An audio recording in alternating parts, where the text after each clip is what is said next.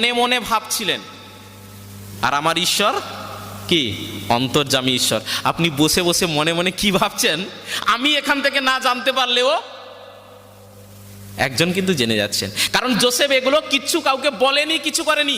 লেখা রয়েছে যোসেফ যখন এই সব ভাবছিলেন, মনের মধ্যে ভাবছিলেন, কাউকে বলেনি তখনও যে আমি মরিয়মকে ছেড়ে দেব, শুধু ভাবছেন। তখন প্রভুর এক দূত তাকে স্বপ্নে দেখা দিয়ে বললেন, দাউদের বংশধর মরিয়মকে বিয়ে করতে ভয় করো না, কারণ তার গর্ভে যা জন্মেছে তা পবিত্র আত্মার শক্তিতে জন্মেছে, তার একটি ছেলে হবে।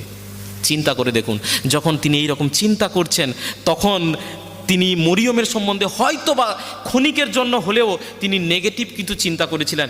মরিয়ম এইভাবে বিশ্বাসঘাতকতা করলো, মরিয়ম আমার সঙ্গে এইরকম প্রতারণা করলো, নানা রকম হয়তো তার মধ্যে অনেক বিড়ম্বনার সৃষ্টি করেছিল। কিন্তু নিমেষের মধ্যে আবার